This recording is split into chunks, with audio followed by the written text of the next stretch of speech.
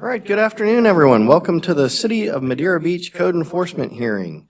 My name is Bart Valdez. I'm the appointed special magistrate to hear today's cases. I'm a practicing attorney and have been a member of the Florida Bar for over 25 years. I've been appointed to this position in accordance with the authority set forth in Chapter 162 Florida statutes. It is my role to fairly and objectively review the matters presented. As such, I would like to advise you of certain matters related to today's proceedings.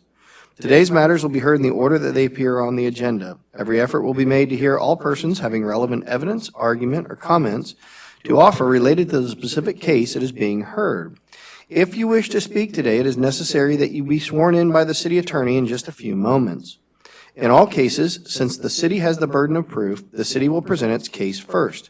The respondent or property owner then will be given the opportunity to refute the city's allegations. Formal rules of evidence do not apply to this proceeding. However, I will exert every effort to ensure that fundamental fairness is afforded to all parties. After hearing all relevant evidence, I will issue an order. The order will be reduced to writing, and you'll be provided with a copy by mail.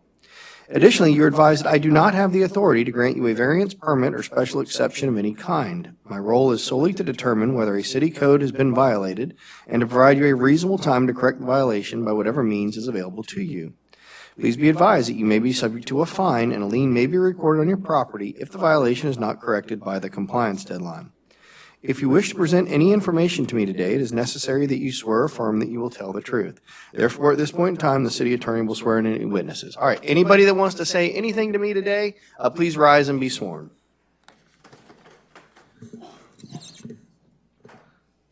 I swear that the testimony you're about to give today is going to be the truth, the whole truth, and nothing but the truth. Okay, thank you. All right, the first matter on the agenda today is case number 2026.016 for the property located at 990 144th Avenue, number 7. Is the city ready to proceed? Yes, we are. Go ahead, Mr. Trask. On late Friday afternoon, I had received a letter and an email from the attorney representing the property owner, Mr. Prada, and he said that he wasn't prepared to move forward with the hearing, and he requested a continuance of the hearing. The city has no objection to allow him to properly prepare for the hearing. We're asking that the hearing be reset, and we will be resetting it for September the 28th.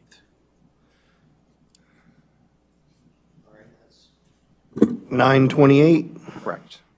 Okay, based upon the motion for continuance of council and the city's agreement, we'll go ahead and continue this case until September 28th, 2026.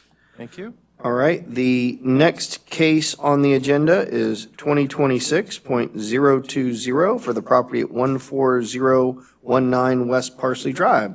Is the city ready to proceed on that one? We are. Is the property owner here on this case? Okay, you want to come up here? It'll save us a little bit of time. And maybe sit in that front row. Okay. And we'll get to you in just a few minutes. Thank you. All right, the city would call as its witness today Deputy Brian Mitchell. And he's sitting beside me. He's got his microphone on. So Deputy Mitchell, could you please state your occupation and your job responsibilities here at the City of Madeira Beach?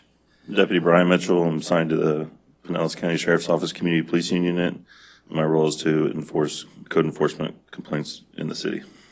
All right. Are you familiar with this property that is located at 14019 West Parsley Drive? I am. Okay. And who's the owner of that property, and how do you know that? According to the Pinellas County Property Appraiser, it is Edward and Alyssa Slater. Okay. And if you turn to page 30 of the agenda packet, I'm going to have some questions about these as the packet currently reflects. So on page 30, starting at page 30, is this a printout from the Pinellas County Property Appraiser's Office that you reviewed to determine the ownership of the property? Yes, sir. Okay. And if you could turn to page 33 of the agenda packet, is this also the printout from the tax collector's office stating that the owner is the same person? Yes, sir. All right. So did this code violation come to you as a proactive enforcement, or was it complaint driven? There was a complaint driven to another deputy who forwarded me an email in regards to the property. Okay. And on what date did that occur? That was on February 22nd, 2026. And what was the complaint that the other deputy received and forwarded it on to you? That a resident had spoke with him in regards to the property operating as an Airbnb, and they had observed the home listed on the website, Airbnb. And is that a violation of the city's code? Yes. And why is it a violation of the city's code? You're required to have a business tax with the city.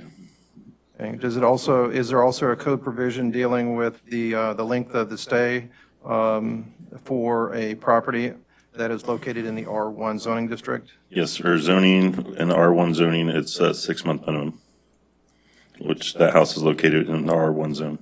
Okay.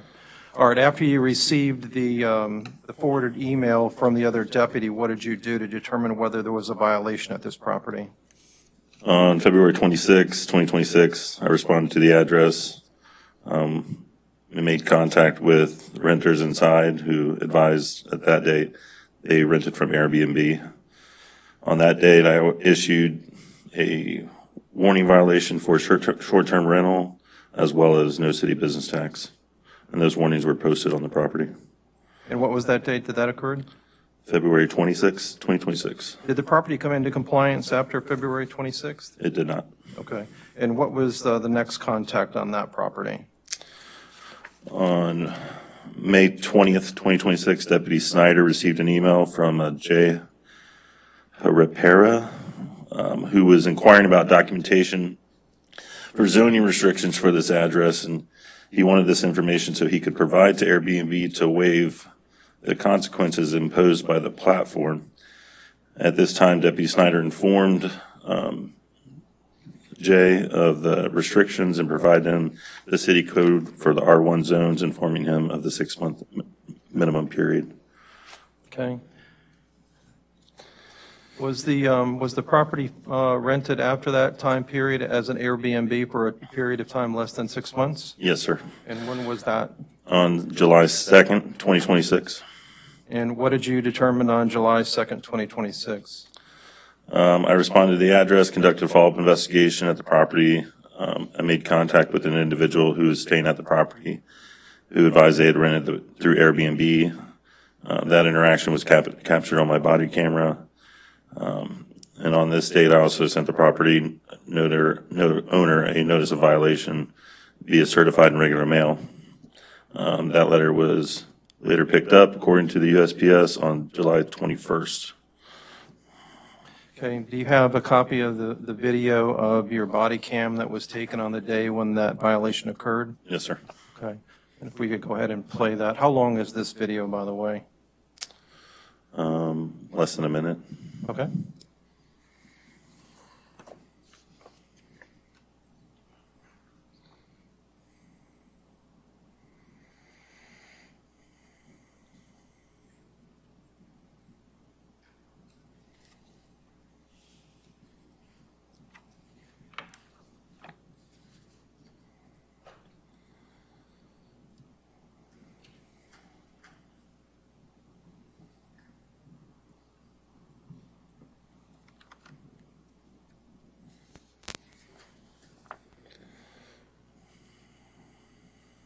And Deputy, if you could turn up the volume and maybe push the microphone down towards your volume. There's a delay in when the audio starts. Okay, so this is your body camera as you're doing what? What are you doing here? I'm approaching the house. This is my body camera. Deputy Snyder's with me on this day.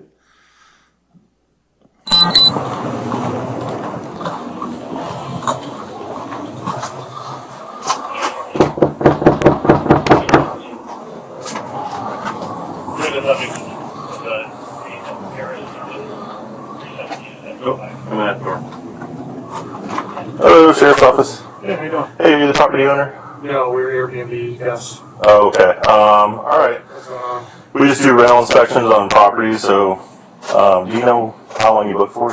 Through Monday, I believe. Monday. And how much did you pay, you think? My sister booked this when I lived It was like for a week. Yeah, Wednesday through Monday, or Sunday. Okay. Maybe Sunday. You guys having a good time? Yeah. All right, man. I'm just yep, everything's good, man. Appreciate it. What's your name? My name is McGurk, MIG. Got it. Thank you, very bud. much. Take care.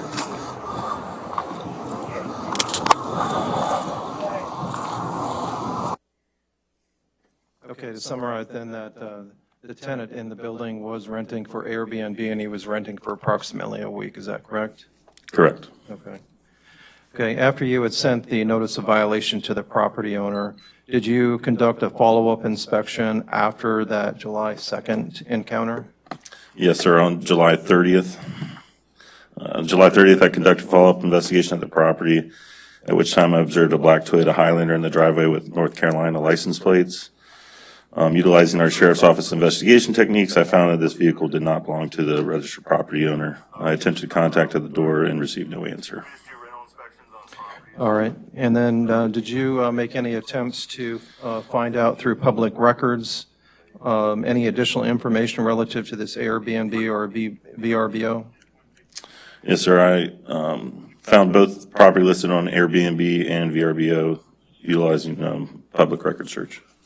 Okay, and is there copies of that in the agenda package? There is. Okay, and if you could go to the page that it's at and explain to the special magistrate what is on that page, what it reflects. Page 51 is the VRBO listing for the property, and it's listed as the Madeira Coastal House.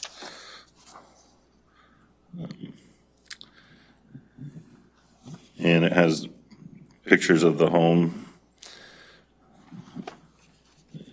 And then on page 53 is the listing for Airbnb, stated as Madeira House, hot tub retreat near the beach, which also has identical pictures that are listed on VRBO. Okay, and the next couple of pages after that? On page 55, it's listed as a guest favorite with 4.8 stars, I would assume. And on page 56, the host is Alexandra, and she's listed as a super host who has 687 reviews, and she's been hosting for approximately 6 years. Okay. And then the following pages are the posting of the magistrate hearing. All right, I'd like you to go back to turn to page 36. The document's titled Special Magistrate Notice of Violation. Is this the notice of violation that you said that you had sent on July the 2nd? It is.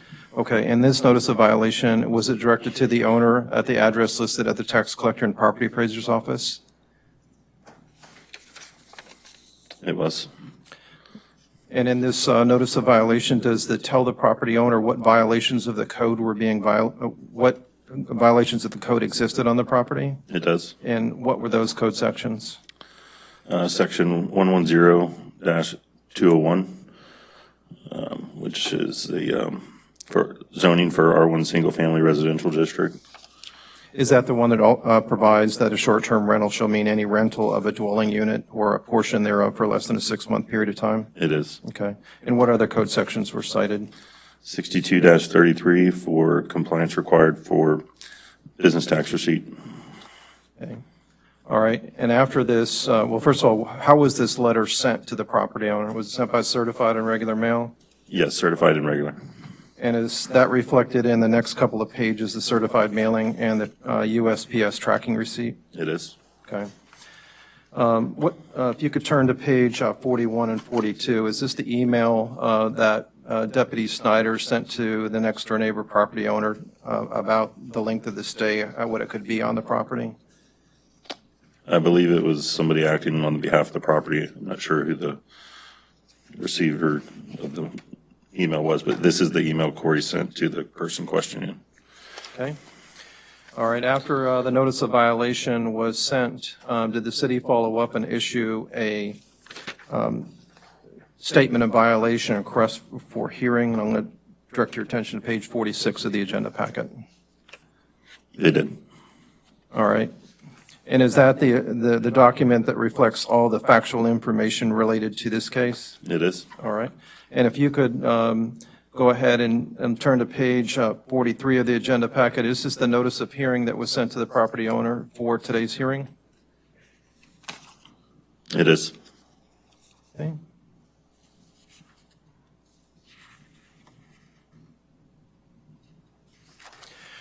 All right. And was that sent to the property owner by regular and certified mail? It was regular and certified. And did you also post the property? I did. And what did you post the property with? The notice of hearing, the statement of violation, and the affidavit of service. Okay, and did you take a photograph of the posting of the property? I did. Okay, and is that reflected on page 58? 59. Okay. And what is the photograph of page 58? Sorry, that's a close-up of the area it was posted on the window. Okay. All right, thank you. So as of today's date, is the property owner in compliance with the code section? They appear to be, yes. Okay. And what's the purpose of moving forward today with this hearing if they're already in compliance? The purpose would be to find them in violation of the short-term renting activity along with the no business tax receipt, and if there's any future violations, to treat it as a continuation. All right, thank you. All right, I don't have any other questions for Deputy Mitchell. I would tender into evidence, agenda item of the packet, page 30 through 59 of the agenda packet. All right, I'll go ahead and accept into evidence as exhibit number 1, pages 30 through 59 of the agenda packet. And I just want to make sure, Mr. Trask, I understand that the violation is just for the failure to obtain the business tax receipt. Is that correct? I know the evidence was that there was somebody who may have violated the short-term rental, but that was more just to show they were operating a business? No, under section 110-201 of the notice of violation, they're also in violation of that section, 110-201, because they were renting it for a period of less than 6 months. Okay, gotcha. And what is the date that they were brought into compliance? If we have it. He contacted me via telephone and email the 21st of last week, so August 21st. Okay. All right, and is the city seeking any sort of fine for the period of time that was in violation, or just finding that it was in violation and it's been corrected and is in compliance at this point in time? The latter. We're not asking for a fine, just a finding that it was in violation at the time, and if it does occur again, that we would be seeking to have you find it as a repeat violator. Okay, sounds good. All right, sir, I hear you're here on behalf of the property owner, is that correct? Come on up to the podium. What is your name? Zarko, Z-A-R-K-O is first name. Last name is Gligorevich, G-L-I-G. Can you pull the microphone up so we can hear you? Okay, I'm sorry. Zarko, Z-A-R-K-O, and last name is Gligorevich. It's G-L-I-G-O-R-E-V-I-C. All right, and what is your relationship to the owner of the property? Because I understand it looks like it's owned by trustees. Yeah, I'm his friend, also helped him out with the property, so. Okay, sounds good. Mr. Trask, how do you want to proceed in this? He's not an attorney, he's not. Yeah, so I just have a few questions, maybe Ward Iyer, if you don't mind. Yeah, that's fine. Sir, does the property owner know that you're going to be here today speaking on his behalf?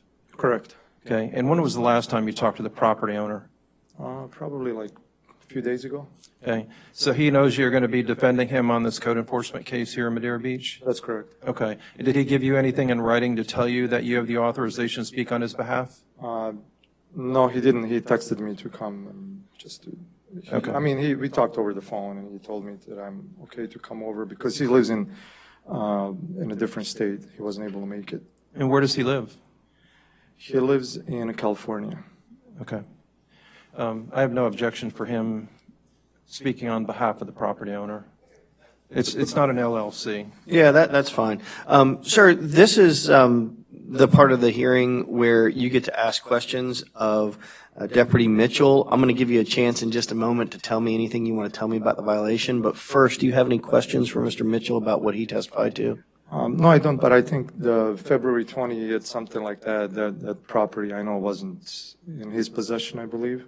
That's probably somebody else, the owner, previous owner. Okay. And it was a misunderstanding. We thought it was like a grandfathered in short-term rental. That's why I purchased it. Okay. Anything else you want to tell me about the violation? Any witnesses you want to call, documents you want to show me, anything like that?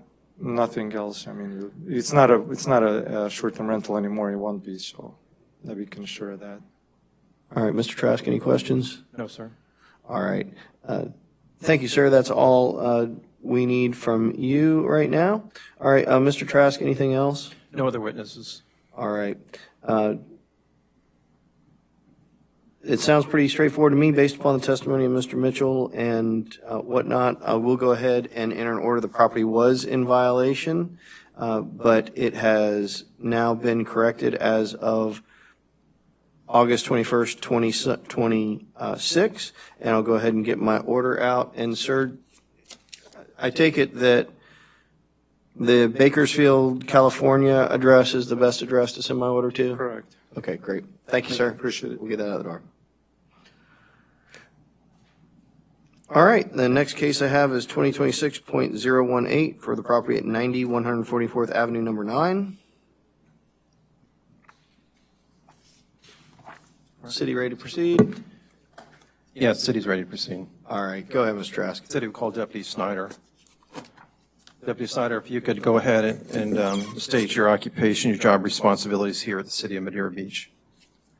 Deputy Corey Snyder, Pinellas County Sheriff's Office, Code Enforcement and Community Policing for the City of Madeira Beach. Are you familiar with this property located at 90 144th Avenue, specifically unit number 9? I am. Okay. And is this a proactive code enforcement case, or was this complaint driven? This was complaint driven. What was the complaint that the city received? The Pinellas County Sheriff's Office received a complaint from a former tenant, number 7, about short-term rental activity in the complex. Okay. And did you go out to the property to determine whether or not there was actually a violation at the property? I did. Okay. And on what date did you go out?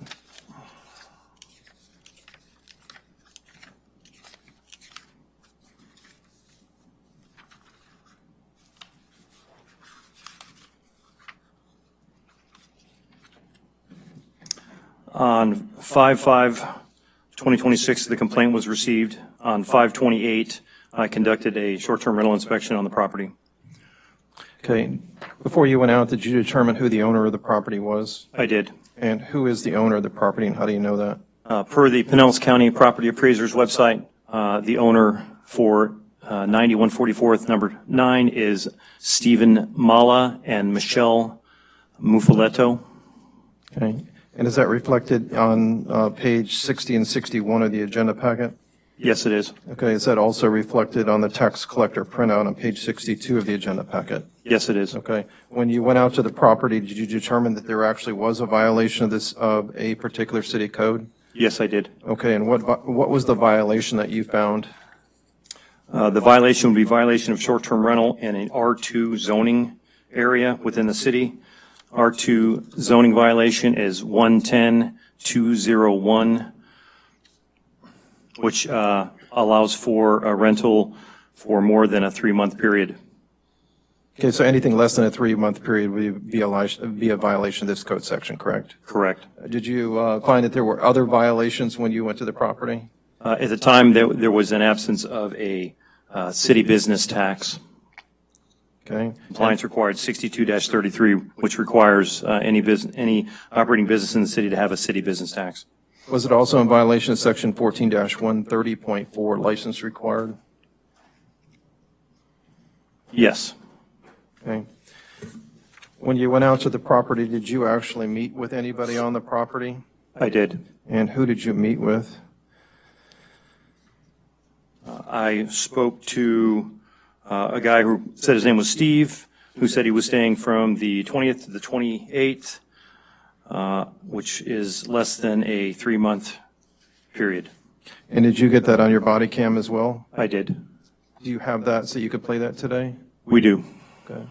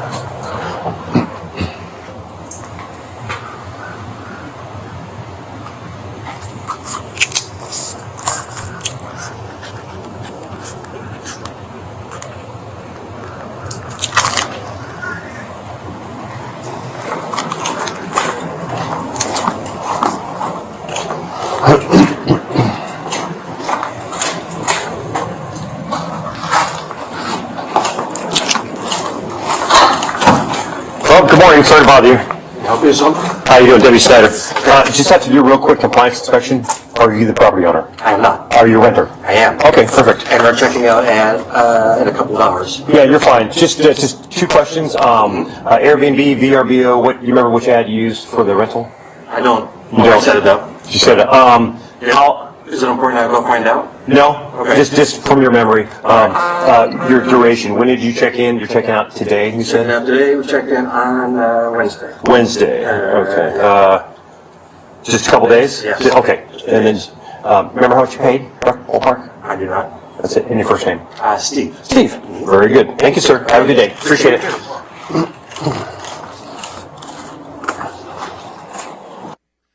Okay, thank you.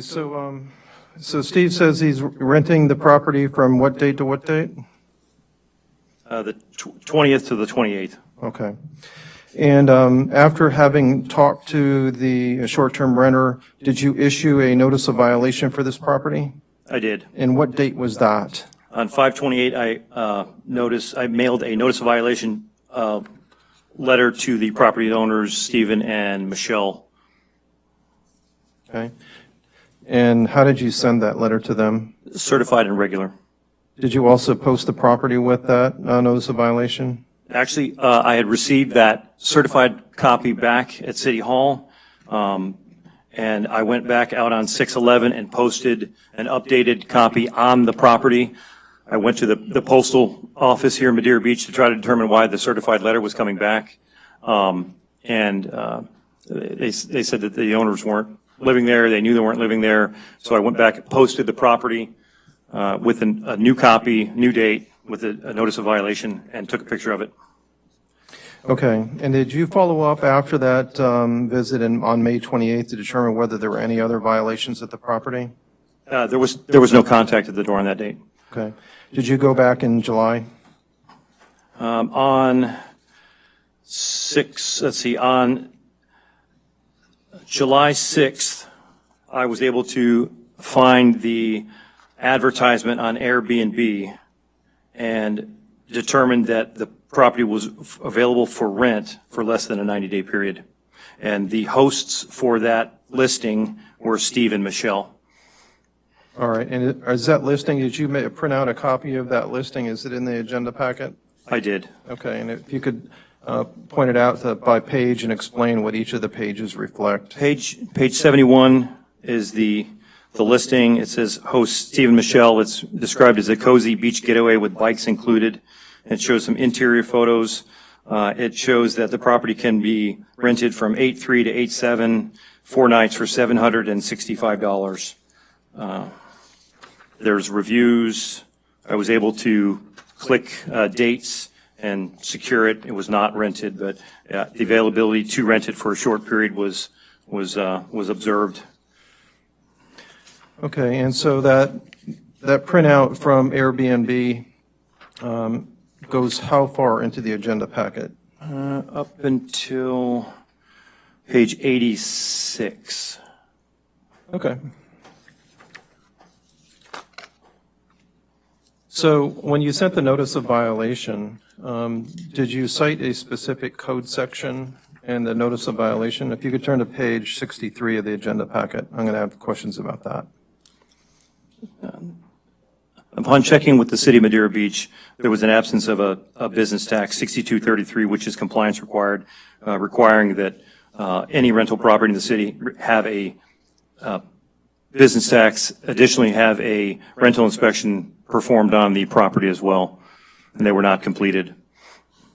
Section 110-201 says R2 low-density multifamily residential, and that determines the R2 zone within the city and says that the property can only be rented in a capacity greater than a 3-month period. Did you have any response from the property owner after you had sent the notice of violation? No. Okay, did you send, you said you sent a subsequent notice of violation on June 11th? Or is that the one you posted on the door? That's the one that I posted on the property. Okay, and if you turn to page 70 of the agenda packet, is this a photograph of the posting of that notice of violation on the front door? That is correct. All right. Did you subsequently issue a statement of violation and request for a hearing for today, the special magistrate? I did. There was also,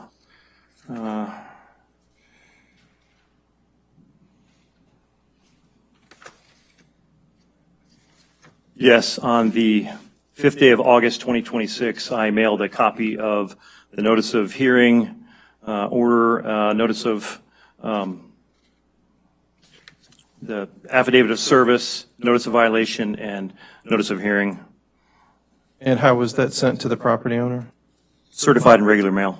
Okay. Was it also posted on the property itself again? It was. And is that reflected on page 100 of the agenda packet, showing a photograph of the posting on the front door?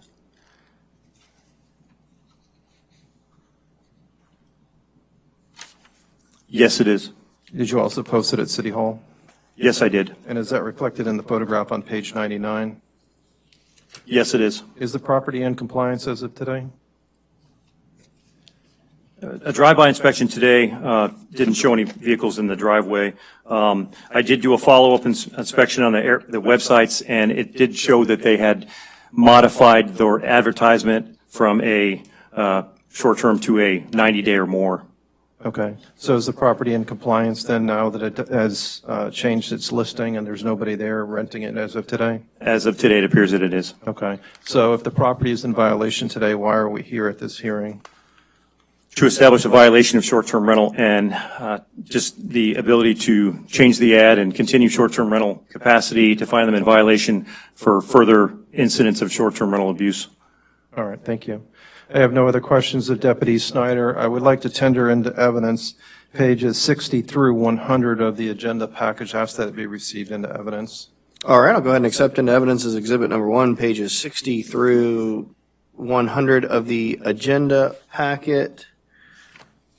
And I don't think I have any questions for Deputy Snyder. All right, are Stephen Mala or Michelle Mufaletta here? Anybody on their behalf? All right, come on forward. What is your name, sir, once you get up here? I'm Stephen Malla, owner. Okay. All right, Mr. Mala, as you just saw before, this is your opportunity to ask any questions of Deputy Snyder based on his testimony. Do you have any questions for him? And I'm going to give you a moment. In a moment, I'm going to give you a chance to tell me anything you want to tell me. But any questions for Mr. Snyder? No questions at this time. All right, very good. Sit tight, don't go anywhere. Mr. Trask, does the city have any other witnesses? We have no other witnesses on this case. All right, very good. And I assume, because I think Deputy Snyder testified, and Deputy Snyder, please feel free to correct me. Has the business tax receipt been issued at this point? My understanding, it has been issued. My understanding, all the properties within that complex have been issued and rental inspections conducted. All right, great. All right, Mr. Mala, this is your opportunity to present witnesses. Tell me anything you want to tell me, show me documents or anything like that. So what would you like to tell me in regard to this? I have no dispute to the code violation. I just wanted to make note of the actions that we took to abide by the laws and the rules set forth by the city. Since the violations occurred, we have, like you said, got the business tax receipt, we got the rental inspection done, the permitting done. We have seized all activity on Airbnb and VRBO. We are now just listed on Furnish Finders with a 90-day minimum. We do have a couple leases already in place to abide by that beginning in October. So the next 6 months, beginning in October, we have 2 concurrent leases, both for 90 days each. So we're working towards abiding by all rules. Sounds great. Thank you, sir. Mr. Trask, any questions? No questions, thank you. All right. Thank you, Mr. Mala. Based upon the testimony of Mr. Snyder, the admissions of Mr. Mala, we'll find the property was in violation, but it's in compliance as of today. And I'll go ahead and issue my order. There won't be any fine since you're in compliance today. So thank you, sir. That's all. You can go. All right. The next one is case number CE 26-77 for the property located at 12930 Village Boulevard. Is city ready to proceed? Yes, we are, and I would call Taylor Davis on this case.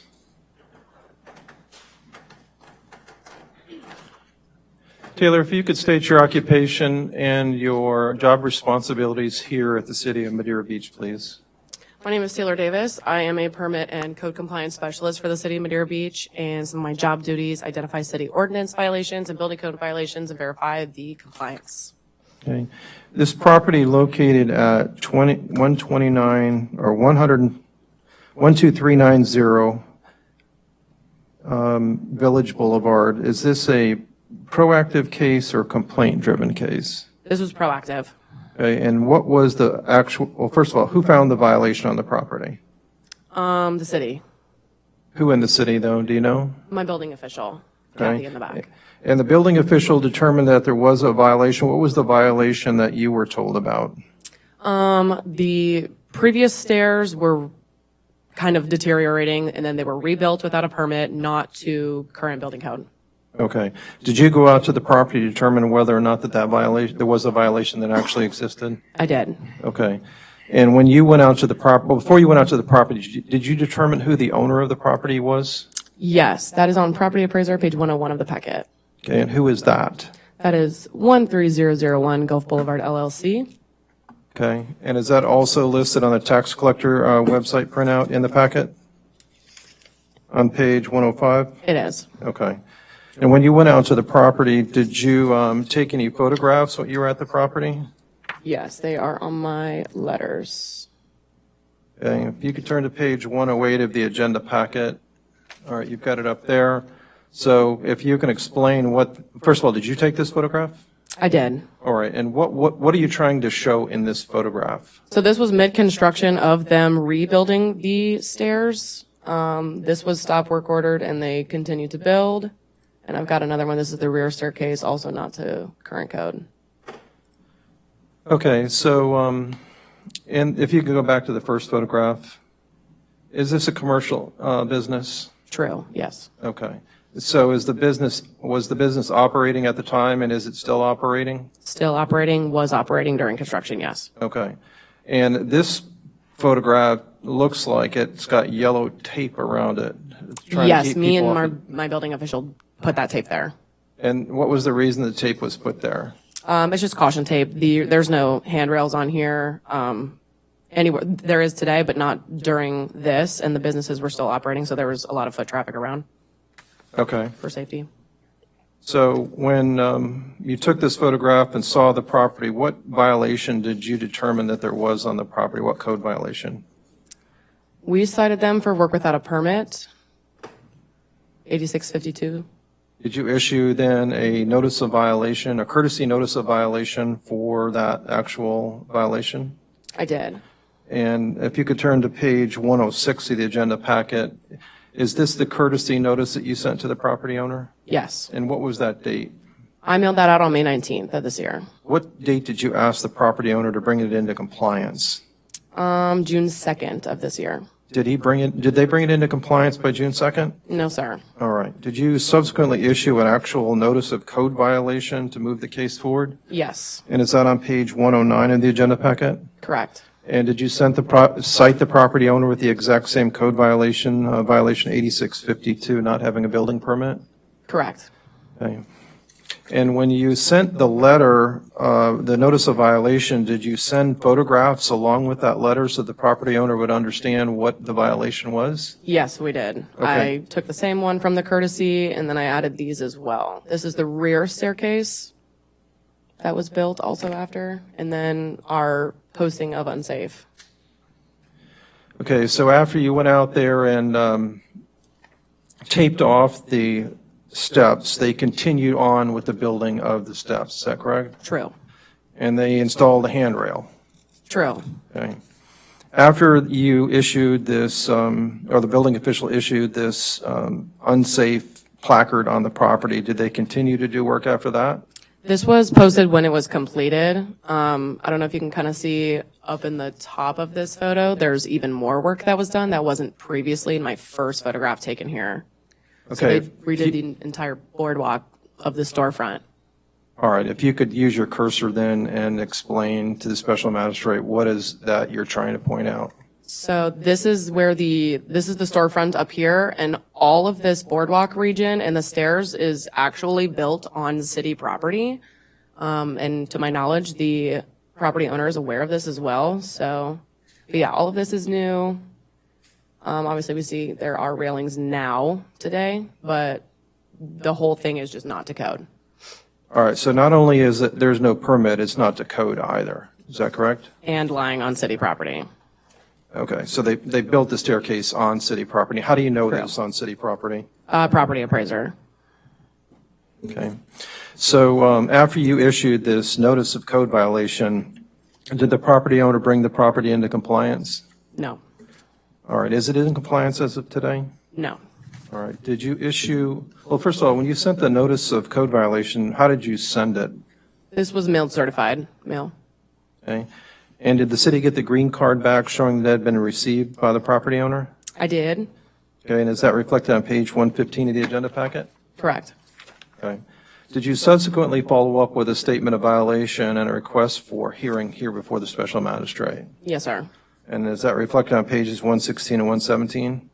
True. And how was that mailed, or how was that sent? This was mailed regular and certified mail. Okay.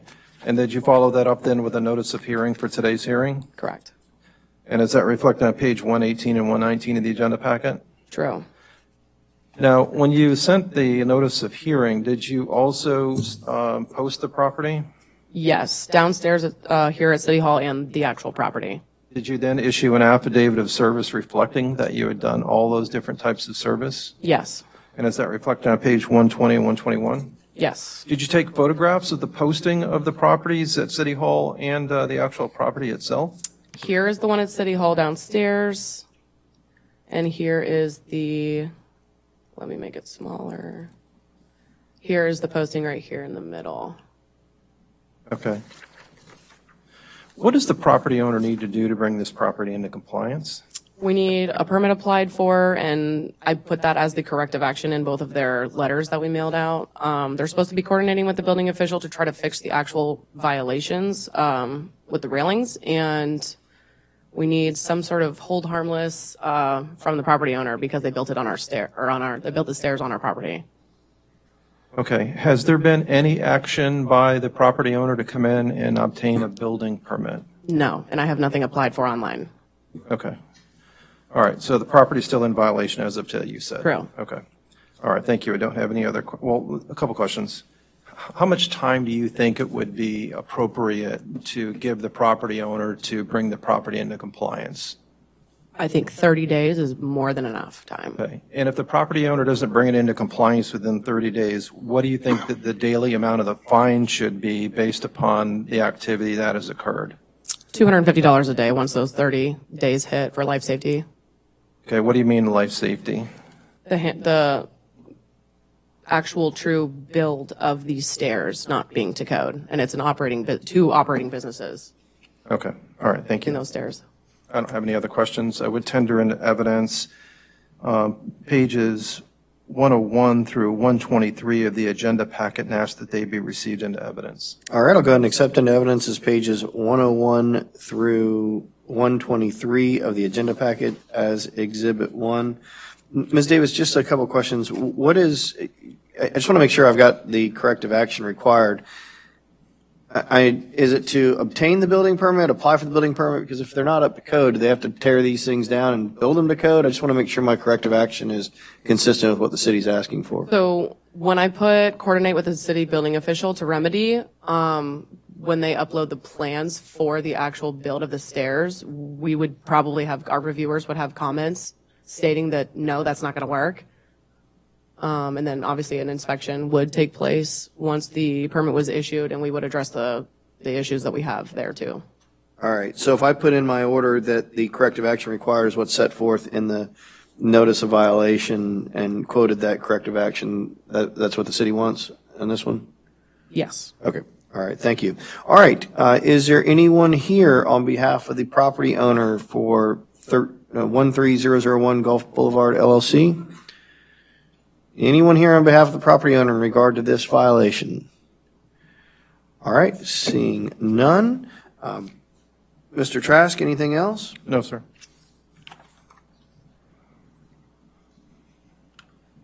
Okay, based upon the testimony of Ms. Davis and the record evidence, I will find the property is in violation. The property owner will have 30 days to bring the property into compliance. Thereafter, it will be a fine of $250 a day, and I will put in my order the corrective action that is set forth in the notice of violation dated June 25th, 2026. Thank you. All right, the next case that I have is CE 25-33 for the property located at 14300 Gulf Boulevard. Is the city ready to proceed? We are, and the city would call Connor Mecco. Connor, if you could state your occupation, your job responsibilities here at the city of Madeira Beach. Code compliance specialist, and I'm responsible for handling code enforcement and code compliance issues. Are you familiar with this property located 14300 Gulf Boulevard? Correct. Is this a proactive case, or was this complaint driven? This was proactive. Okay, and what was the first time that the city went out to this property and determined that there was a violation? It was actually back in February of 2025. Okay, and what was the violation that was found at that time? So the violation was work without permit, and it included the parking garage area beneath the property, repaired without a permit. Also, walls in the area were added, and a wall over the CCCL line was constructed on the Gulf side of the property, so in the rear of the property. Is this a single-family residence? No, this is a condominium. Okay, and approximately how many units are in this condominium? I am not aware personally. I could check the property appraiser. Let's see.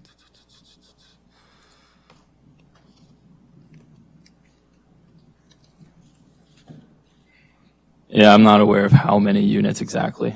All right, it's more than just a couple then, isn't it? Correct. Okay. And who's the owner of this property, and how do you know? The owner is Kima Condominium Association Incorporated, and that's from the Pinellas County Property Appraiser. Is it also reflected in the tax collector printout? Correct. And are those reflected on pages 124 through 128? Correct. Okay. When the property was originally found to be in violation, did the city issue a courtesy notice of code violation? Correct. That starts on page 129. That was done February 19th of 2025, and that was done by Grace Mills, the former code compliance officer. And what was the violation that was cited in that courtesy notice? 8652, work without permit. Okay. And what was the corrective action that was to be taken pursuant to that notice of violation? Permits would need to be applied for and obtained for all the work that was done, and if a permit could not be obtained, the changes or structure would have to be removed. And when that original courtesy notice was mailed, what did it include? Photographs? Correct. Okay, and if you could go to those photographs and explain to the special magistrate what they depict. So on page 131, this picture indicates, I believe, one of the storage units. They've started to do work putting it back together after the storm. You can see it's unfinished in that current state.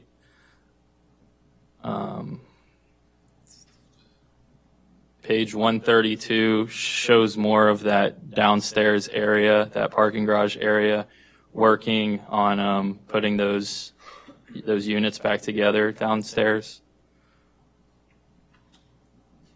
133 shows that the slab has been repaired, and also shows that that wall on the Gulf side, so that's on the right side, you can see, that was built over the CCCL line.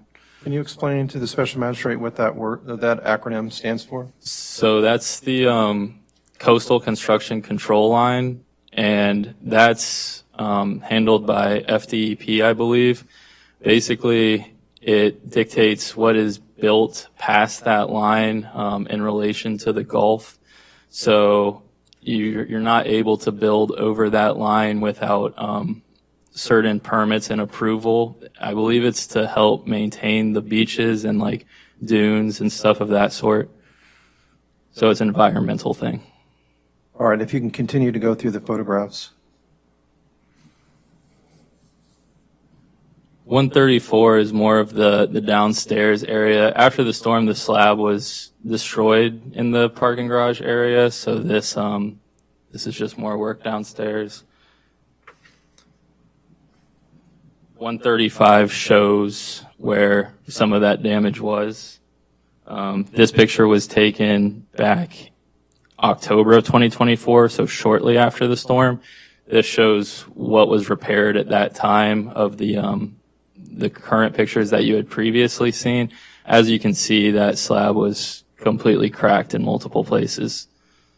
Okay. This just additional, all the damage. There you can see the wall in that back area completely blown out, as well as more of the slab. So that's through pages 136, 137, 138 is the one showing the wall as well. And then when you get to 139, and it's just showing again, I believe those storage units that are being repaired. 140 is another area that's cautioned off under construction. 141 just shows the, I believe the initial stop work order that was posted at the property. After the initial stop work order was issued, did they continue on with work on the property? Correct. Okay. Did the city issue another notice of code violation? Yes, so a notice of code violation was then sent on March 9th of 2025 with the same 8652 ordinance for work without permit. And when that was sent, did it include the same photographs that had been shown just a few minutes ago? Correct. And what was the time frame that compliance was requested by the city? So that one was asking for compliance. I believe it would have been 2 weeks. That would have been March 23rd of 2025. Okay. Did they come into compliance by that date? No. And I also have more updated pictures as well All right. that I can bring forward, showing that more work was done after this letter was sent as well. All right, let's go ahead and provide those to the special magistrate. And if you could explain them once you've had the opportunity to do that. And while Mr. Mecca is bringing those over, I'll go ahead and accept into evidence as exhibit number 1, pages 124 through 162. It's very small on my printout. So, all right, that'll be exhibit 1. And then what I'll do is I'll go ahead and attach as exhibit 2 the photographs that Mr. Mecca just handed me.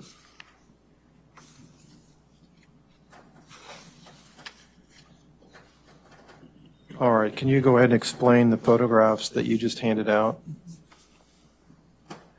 Yes. So on the first page I handed you, that shows that parking area downstairs. You can see that those storage areas downstairs, those enclosed spaces, it looks like they've been pretty much completed at that time. You can see new doors. The walls have been completely put up at this point.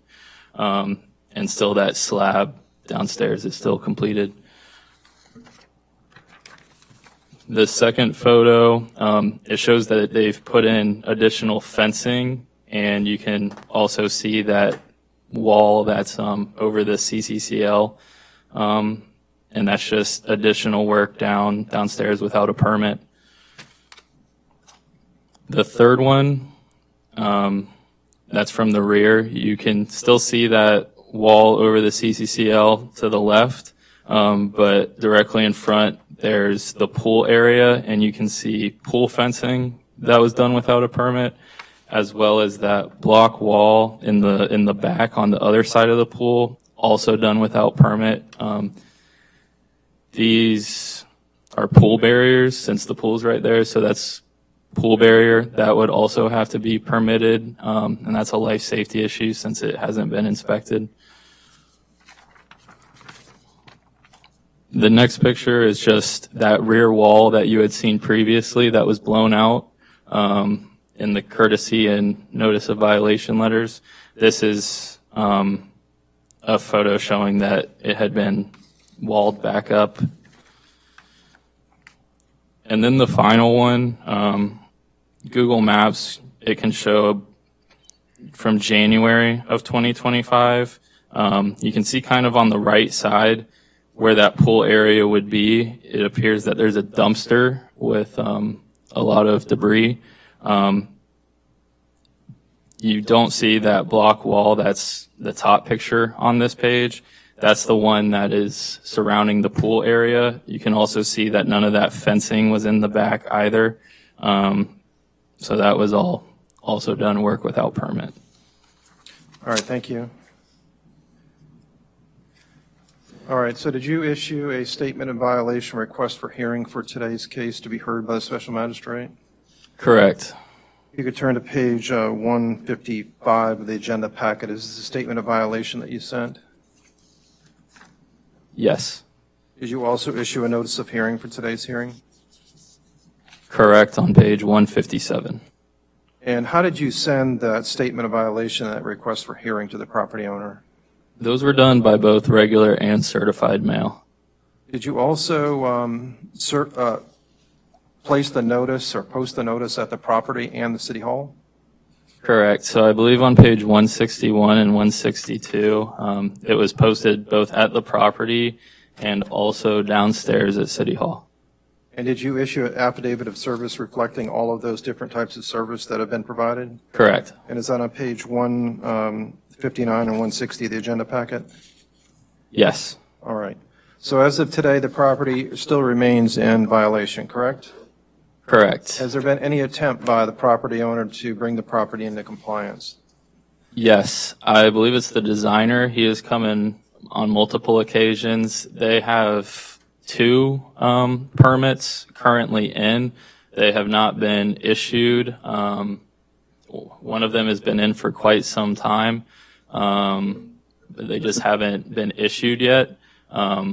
We just need a permit to address all of the work that was done and requires a permit, including all those storage areas and the fencing and the slab and that wall over the CCCL. Okay. So when you say there's permits pending, it's actually applications for permits that are pending, correct? Correct. They have not been issued yet. Okay. All right. Thank you. I have no other questions for Mr. Mecco. And what is the city looking for, Mr. Mecco, in the way of number of days to bring the property into compliance? And then if the property is not in compliance, what kind of fine is the city looking for? It would be the usual 30 days to obtain and then $250 a day after because it is life safety. It's a commercial building. I don't know how many units specifically there are, but I do know there are multiple units. Also, there's a pool, and the pool barrier is not permitted at all, and may not even be up to code. So all of that is reason for life safety. All right. Thank you, sir. All right. Is there anyone here on behalf of the Kema Condominium Association? All right. Who wants to come forward, sir, and talk on behalf of the association? How you guys doing today? Doing great. And can you give me your full name, sir? My name is Vernon Thompson, and I'm the design professional responsible for doing the construction drawings on this project. All right. And Mr. Thompson, you said you're a design professional. Is that correct? We're the engineers. Okay. And I take it that you've been hired by the Kema Condominium Association to help with these issues? Yes, the contractor. All right. Mr. Trask, you want to do any kind of voir dire on Mr. Thompson? Are you satisfied with his ability to? I'm satisfied. Thank you. Okay. Go ahead. All right. Okay, Mr. Thompson, before I give you a chance to tell me anything you want to tell me, as a representative of the association, you had the right to cross-examine or ask questions of Mr. Mecco. Do you want to ask any questions of him, or you just want to go forward and tell me what you want to tell me? Well, I'll say that Connor and also the building official has been real super in assisting us in putting this project on the right track. The problem we had with this project, or have with this project, is there's a number of permits that we have to obtain. City of Madero Beach, we got like health permits we have to obtain, the CCCL permit from the state, and when I first initially got involved with this project, I came in, I met with Connor, and also the building official, I think Kathleen, and they sort of gave me an outline of how I would approach this particular project. I was given like this printout from the city, and as you can see, like every other line say CCCL. So we wanted to address it where we submit this as a total package, including the CCCL. But as you know, it's a very challenging and separate permit within itself. So initially, I wasn't allowed to like break it up, but after so many months, talking to Joseph, talking to Kathleen, talking to Connor, I convinced them to say, hey, let me address those issues that pertain to Maduro Beach, and they allowed me to do that. So we had to break up the project in several different sections. You know, the pool had to be a permit, the wall and fence had to be a permit, the CCCL had to be a permit, the health had to be a permit, you had the FDEP permit, okay? And they've been real super. We got like 2 submittals in, and we're prepared to submit 2 more by the end of this week. But the problem I'm having is with the CCCL permit. You know, it comes from the state. We've submitted an application and payment for the CCCL. It went to the state, came back with comments. We had to address those comments. Right now, those comments are pending. And like I said, we try to approach it as a package to submit all the comments on the list, but we were not successful in doing that. So I met with Connor and the building official on several different occasions. In fact, I spoke to her the day, August 12th, and then we received a letter on the 13th. So I immediately came down on the 13th and talked to them in regards to that. So they sort of put me on the right track in applying for the necessary permit. We got the pool permit, and I think the only comments we had back with that was dimensions. We resubmitted that. So we have 2 permits pending. We got another permit that we're going to submit in the next few days, depending on the feedback I get after this meeting on the slab, and then those storage bins that we discussed in the parking garage. So we're trying to move forward, satisfy Maduro Beach, satisfy the state with the CCCL. I think we got the health department satisfied with the pool once they release it. And then the state will handle the FDEP permit for that. So, I mean, we can satisfy Maduro Beach, but then there's other issues that's outstanding. And my main objective here today, and I was going to discuss it with Connor, was that we may need an extension of time only on the CCCL permit because it's a process. And that's where we are. I was surprised to get the letter, so I came down here and I spoke to them directly. Like I said, Connor's been super, Joseph's been super, and the building official has been very super in getting us on the right track to resolving this issue. And I'd like to make one other point, is the fact that when we got involved with this project, I think the condo association was on a different president.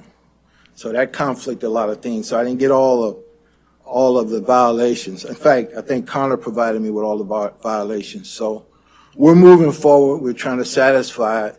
It's going to take a little bit of time, especially with the CCCL permit. I stumbled with that. But we're moving in the right direction. Okay, Mr. Trask, any questions, Mr. Thompson? Sir, when were you hired to start working on this project? It was the latter part of last year, and if you read the narrative scope of work on the drawings, we're applying for an after-fact permit because most of the work was prepared when we got involved. So we're trying to bring everything in compliance and satisfy the building department as well in the process. All right, so my question to you is when were you hired? And your answer was sometime the end of last year? Yeah. Okay, so the original violation was cited in February of 2025. That's correct. So you came in when? November, December 2025? Say September last year, and I didn't find out about that notice until Connor provided me that notice around that time. And then All my right. response to him was like, are you gonna violate us? Are you gonna, fine us? Because at that time, it was beyond 6 months. And it was my first, I deal with these hearings a lot, and I know that there's a time factor involved in it before you start imposing fines. And what I was trying to do was ask for an extension and head that off. So I called them daily, weekly. They probably tired of talking to me. So have you applied for the permit to do all the concrete work on the parking lot floor? Correct. You have applied for that? Correct.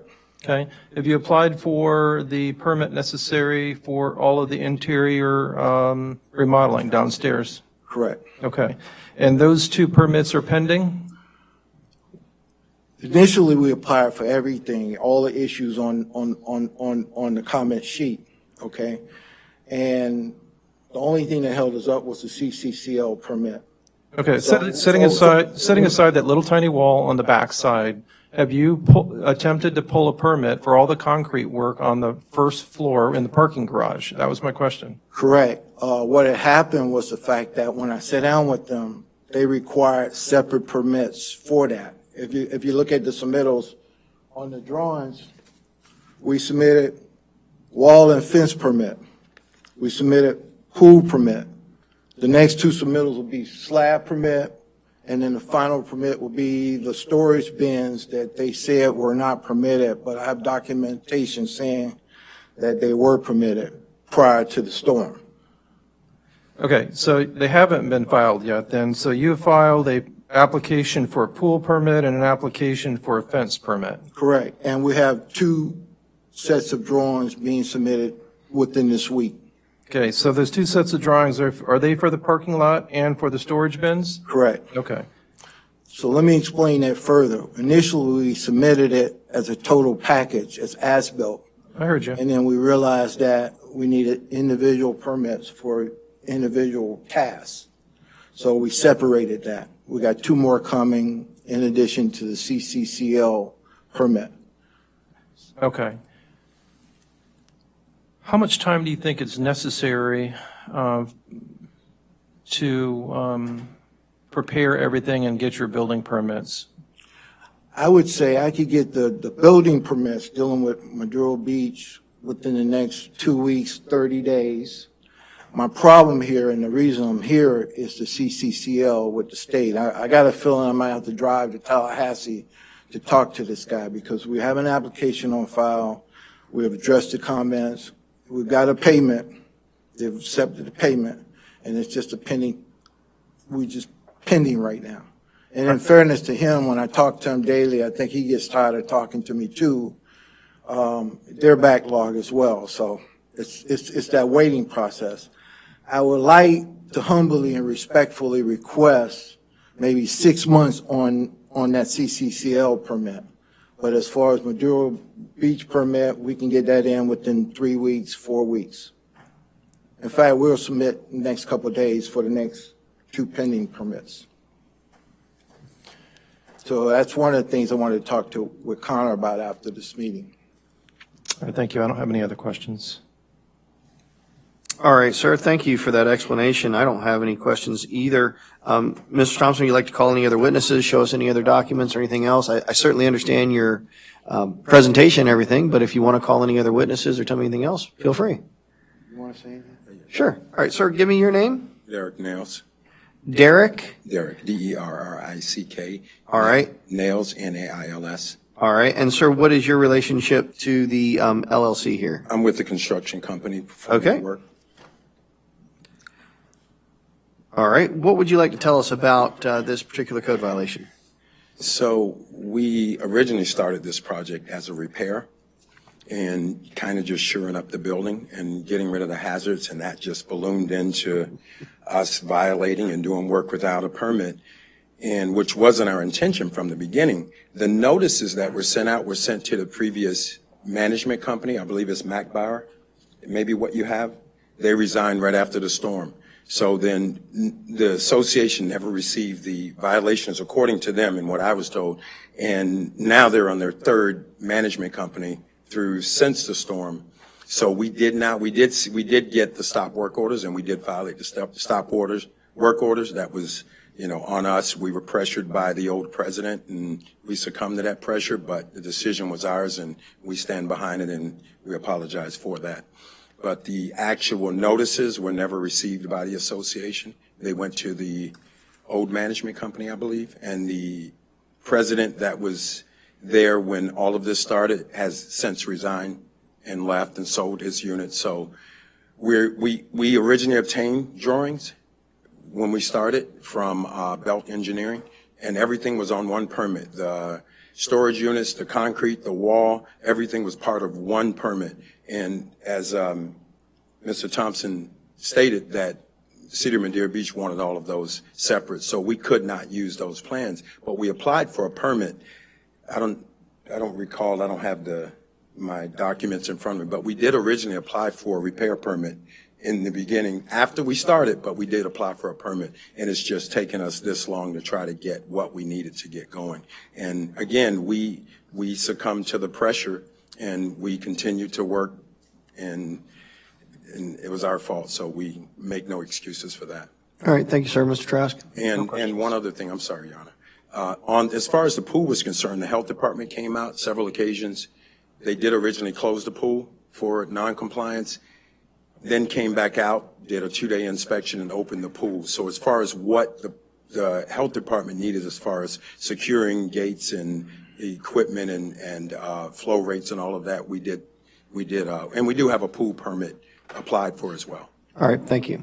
Mr. Thompson, anything else? Yeah, I got one other question. Speaking of the pool, we did get a comment back, and we had to add some additional dimensions to it, resubmit it, so it's under review.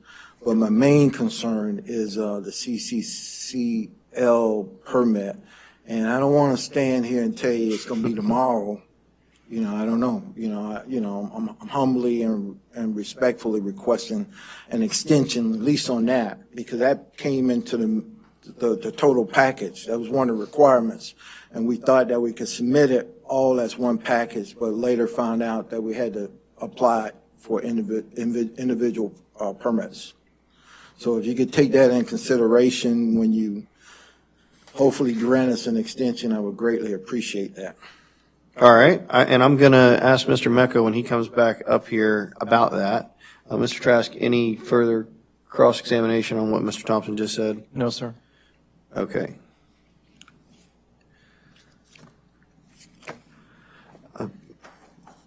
Mr. Mecca, the question I wanted to ask you is, if I was to say they got to get everything in compliance except for the CCCL line, what does that look like for the city? Is that a health, safety, welfare issue? Is that just, there's a wall out there that shouldn't be there because it exists on where a wall shouldn't be constructed? And is that a way to summarize that? I personally, I don't believe I'm qualified to answer that question. I know that don't it say anything falls else to the then. environment. Mr. Trask, is there anyone else from the city that can answer that question? Because I'm not unsympathetic to the respondent's request for more time to deal with that, since it's out of the city's hands. Right. If he's got to get the state permit. Right. And we can do it two ways. We can either, certainly the applicant can come back and ask me for more time, or what I'm considering now is 30 days to come into compliance with everything else except for the coastal construction landline or whatever it is. But I'm trying to, what's the corrective action there that we would give him more time to do? That's what I'm trying to figure out here. So maybe we can have the building official step up. Okay. And Kathleen, if you could head to the microphone. Were you sworn in earlier? I was not. You swear the testimony I'm about to give is going to be the truth, the whole truth, and nothing but the truth? I do. Okay. If you could state your name, please. Kathleen Coteau, building official. Okay. You've heard the question from the special magistrate separating out the CCCL issue relative to that knee wall out back versus the rest of the project. Is that a possibility? So the CCCL line on this particular property actually goes through the middle of the pool as well. So there's the line starts at the outside edge of the rear of the building. So that entire deck and retaining wall and half of the pool is actually seaward of that CCCL line. So it has made it difficult. They did apply for permits in December of 2025, but they've just not gone anywhere just because of lack of response. We've had response lately from the plaintiff in July and August, so there's been some movement finally, but it would be a challenge to try and get the pool permit and the deck permit out there without, we will not be able to do anything without the state approving the reconstruction out there, although it was done without the necessary permit. Okay, so the city can't issue, even if everything else complies, if the CCCL issue was not there and the city were to say, everything's fine on the pool, the city wouldn't be able to issue the final permit until the state somehow signs off on the CCCL issue? We can go ahead and, for the resurfacing of the pool, we can go ahead and approve the resurfacing of the pool. Our concern was the bonding of the metal that's inside the pool. That all has to be bonded on the deck. So trying to be able to follow that up with the inspection part on the, because there were new ladders and. Yeah, I don't want anybody getting rails. electrocuted out there, Right. so I understand And that. the concerns have been that the pool's been open. So the city's been a little concerned about that. So now that the permit is in, it seems like we're getting some forward movement with getting that. The health department has since closed the pool. Is it still closed today? No, the pool is not closed. The Yeah. pool hasn't been closed. The pool was closed once because when we were putting the original equipment in, the pool was closed for a few hours in the past few weeks, several times because of chlorine, not because of anything else. Chlorine levels. So I have been reaching out to the state of Florida Health Department, Pinellas counties, just to make sure that we're both on the same page with permits that are required. And that if they're the ones who issue the operational permit to keep it open. What is it that the state is going to do? Is it some kind of waiver? Or what is it that the state issues? The state controls all of the construction seaward of that line, whether or not it can be there or not. So when these structures were built, they were built seaward of that line so that basically the wave action gets higher than 3 foot in that area. So that the foundations and everything are not, they don't encourage people to build out there anymore. Plus, if they are out there, they're substantially in danger of potentially being compromised. So they try to keep the construction down to a minimum. So that's what they're looking for. They minimize the amount of work that can be done there, and then when they do put it out there, it has to be a frangible construction, so it breaks apart in the case of a wave action. Okay, so in this case, we have decks that have been put back out there now that we're trying to make sure that they're frangible and meet. And I know that we've been working on the designs for that, but although the city has the same requirements because of this is a coastal A property as well, and our city floodplain ordinance kicks in. So we have been making sure those things are communicated to the applicant, but the coastal construction state, anything that's constructed past that line to the Gulf is under their jurisdiction.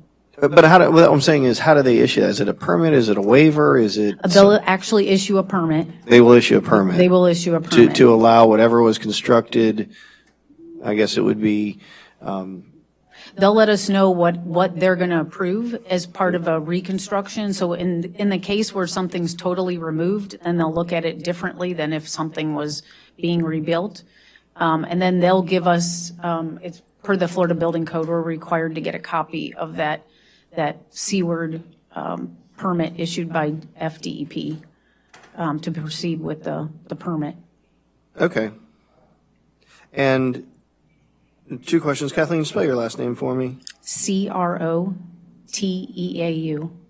Okay. And the applicant's asking for 6 months. I mean, is that a reasonable period of time? Do you think would you rather it be back before me in 90 days? What's your understanding of what is a reasonable time?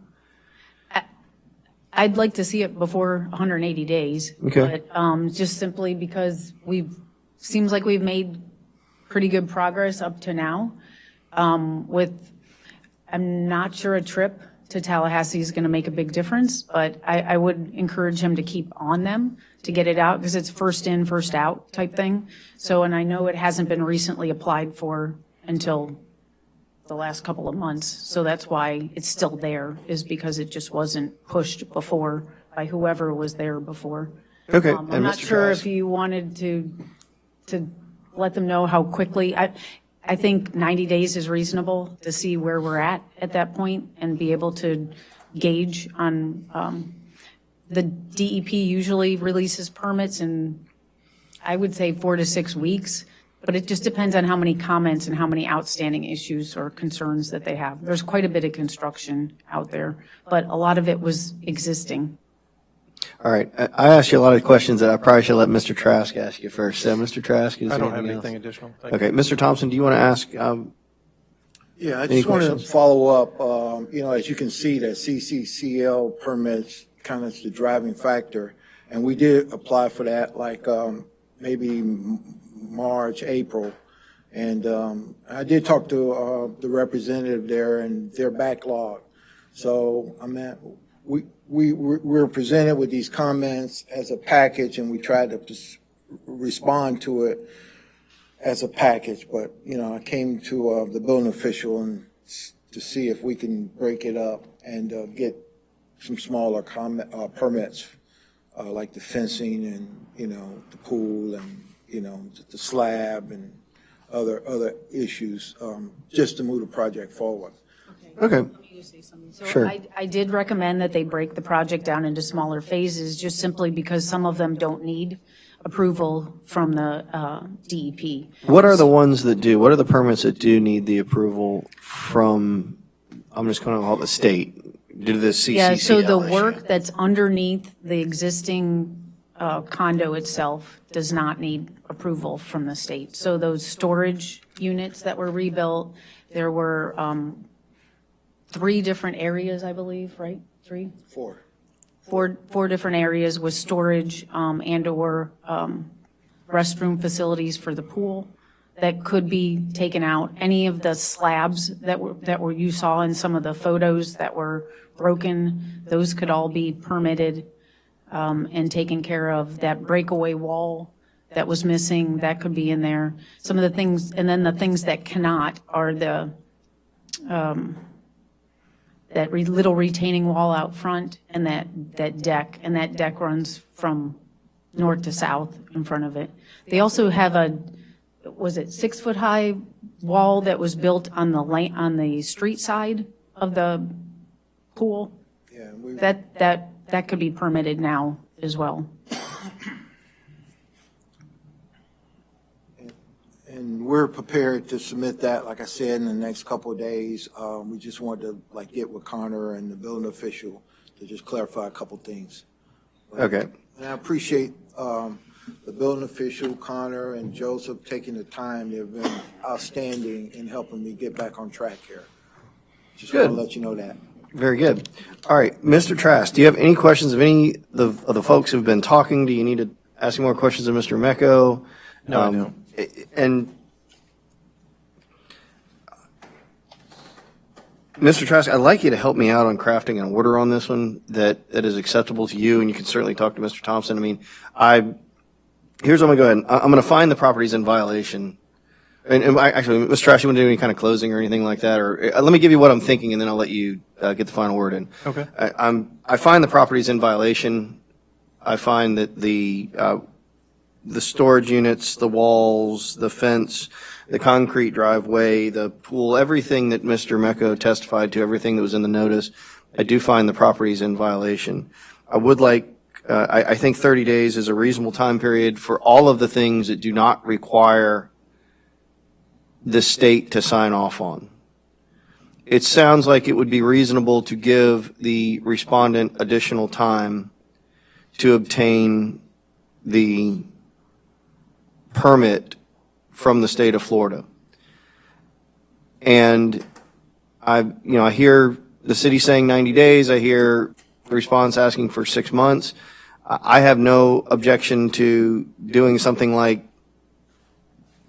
put in the order that will come back in 90 days to determine if additional time is needed, something along those lines, so that there is a 90-day deadline out there. That may or may not help with them getting their approval from the state, for them to be able to say that to the state.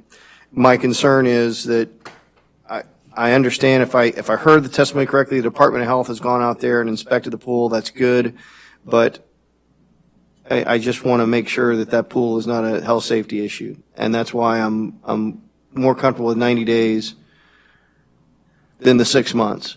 But if we get 90 days and it's all a bottleneck with the state, I don't want to hold the respondents and start finding the respondents when they've done everything they have to do and it's simply at the state. So, Mr. Trask, anything you want to tell me or any way you can help me prepare an order on that one? I'd be happy to draft the order for you to take a look at and consider so that we can get that down, and I can get with the building official and lay out exactly what can happen now and what will happen through the FDEP CCCL issue process. So, Okay.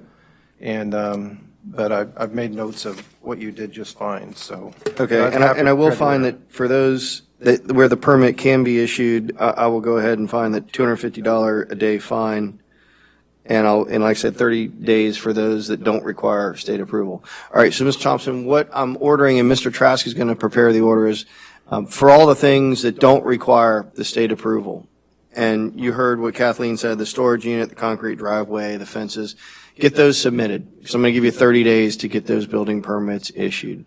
For something that requires the state to sign off, I hear what you're saying. And so what we'll do is we're going to put something in the order that says basically you come back before me in 90 days.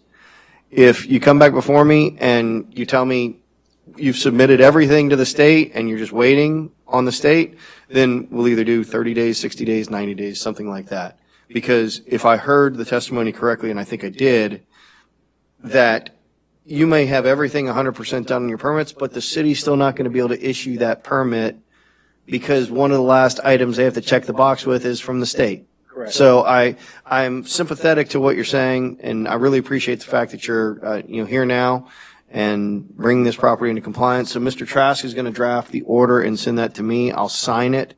I want to make sure I've got the service address correct. If I send it to 14300 Gulf Boulevard, Madeira Beach, as well as 10502 Northdale Mabry Highway, will that get to somebody on behalf of the association? Yes, okay. Property managers here. Okay, great. All right. So that's a yes on the record that as long as I send it to those two addresses, my orders will get there. Okay. All right. And then just as you're doing, continue to work with the city staff on all of these things. Remember, once you obtain the permit, because we're in a code enforcement environment here, they'll need to make sure there's the final inspections and the permits get closed out and everything like that. So make sure you're calling the city to do the final inspection, because what they're going to do is once I issue my order, when the property is in compliance, they'll do an affidavit of compliance so that there's no issue there with there being liens on the property or something like that that may impede somebody who's a unit owner from trying to sell their individual unit because something's popping up for the association itself. Okay? Thank you. I appreciate you guys taking the time to hear us out. Thank you very much. All right. Thank you guys very much. Okay, that was a long one, but I think we ready to move on to the next one? Yes. All right, the next one is CE 26-100 for the property located at 13440 Gulf Boulevard. Is the city ready to proceed? We are, and I would call Connor Mecco on this case. Connor, if you could state your occupation, your job responsibilities here at the city of Madeira Beach. Code compliance specialist. I handle code compliance issues and cases in the city. Are you familiar with this property located at 13440 Gulf Boulevard? Yes. Is this a proactive case or complaint-driven? I believe this was proactive. Okay, and who's the owner of this property? Callwood Condo Association, Incorporated. And how do you know that? Both the Pinellas County property appraiser and the tax collector. And those are reflected on the printouts on pages 163 through 166 of the agenda Yes. packet? Okay. All right. What was the complaint or what was the violation on this property? This was work without permit. Initially, it was found that a pool barrier was put up without the required permit. Okay. And did the city issue a courtesy notice of code violation when it determined that? Yes, that was sent on June 15th. And what was this code section that was cited as being in violation? 8652 when required, so work without permit. All right. When that letter was sent, did it provide what the actual violation was and what the corrective action to be taken was? Yeah, so it was new fencing was installed, and then it said that an old permit, because it was previously applied for, they applied for a fence permit previously. It eventually was voided out. We didn't get any responses. It didn't move forward. It was never issued. So this is a fence that they applied for a permit initially, and then the permit just never went anywhere and got voided. It was basically saying that we needed the fence to be permitted. That was the corrective action. Okay. And attached to that courtesy notice, was there a photograph of the property? Yes. So 169, you can see it's kind of like a plexiglass or like vinyl. It's not like a typical fence. That's fencing around the pool area, and that was done without the permit. And is that shown in this photograph? Correct. And then it's also on page 170. It's more of a close-up. And you can more clearly see it. It is clear, but you can see kind of that white outline of the fence around the pool. All right. And then the last photograph on page 172? Same thing, just showing that same fence that was put in, that barrier that was put in without permit. And one more photograph. 172. That's just more of the area surrounding the pool, I believe. Okay. Does property owner come into compliance within the requested time frame? No, they have not. Okay. Did the city issue a certified notice of code violation? Correct, on July 28th, and that's on page 173. Did you cite the same code section? Yes, we cited the same code section, 8652, for work without permit, but there was additional work without permit that was added to that one that was found. That was for the fencing that was installed that you could see in the courtesy letter. Also, pool resurfacing, deck replacement, and equipment replacement. So the pool equipment, we would need a permit for all of that work. All right. And you attached the same photographs to that letter? Yes. Was it sent by certified and regular mail? Correct. Is the property in compliance as of today? No, we still don't have an issued permit for the pool and the fence. I know that that initial fence permit was voided out, obviously, as I told you. I believe when I looked this morning, they had applied for a new fence permit. I believe that was Thursday or Friday of last week. It was the 20th, I believe. But no, it has not been issued yet at all. Okay. All right. So did the city issue a statement of violation or request for hearing for today? Yes, on page 180. Okay. And did the city also issue a notice of hearing for today? Correct, page 182. And how were those two items provided to the property owner? Regular and certified mail. We also I posted the both the property and downstairs at City Hall. And are those reflected in the photographs on page 186 and 187? Yes. Okay, after you did all that, did you issue an affidavit of service that reflected all those different ways that you provided service to the property owner? Correct. That's on page 184. All right, thank you. So what would it take then for the property owner to bring this property into compliance? They would need to have a permit issued for all the work that was done, including the pool barrier, so the fencing, and also any of that pool work that was done, whether it was work on the pool or the equipment. So we would need an after-the-fact permit for both of those. And we were suggesting 30 days with $250 a day if not in compliance, because like the last one, it has to do with life safety. It's a pool barrier that we haven't inspected or permitted. All right, thank you. I have no other questions for you. I would tender into evidence pages 163 through 187 of the agenda packet, ask they be received into evidence. All right, I'll go ahead and accept into evidence as exhibit number 1, pages 163 through 187 of the agenda packet. Mr. Mecco, if you know, what were the, because in regard to the prior fence or fencing issues, it said there were comments of staff. Do you recall what the issues were for the plan reviewers that needed to be addressed? Yeah, I can pull that up for you really quickly. Yeah, and if I just want to make sure, while you're pulling that up too, if I'm reading this prior permit, it looked like they applied for some vinyl fencing, some metal fencing, and then a glass wall. So if I put in my order, they need to obtain a permit for all the fencing surrounding the pool. Would that be an accurate statement in my order? That should suffice, as well as all the pool equipment and pool work that was done, correct? Okay, yeah. Can you just give me an idea so that if the respondents are here, they can hear it too? What were the comments of the plan reviewers?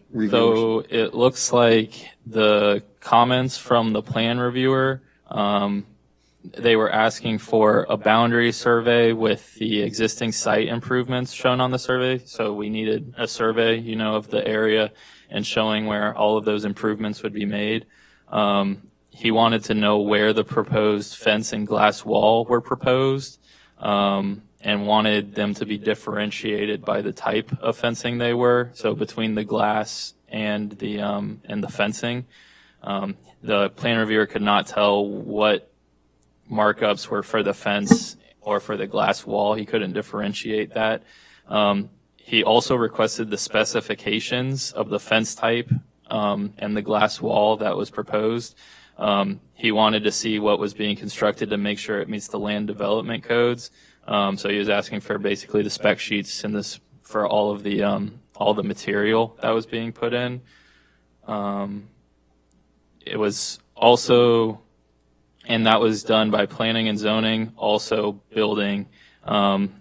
They needed those concerns addressed as well.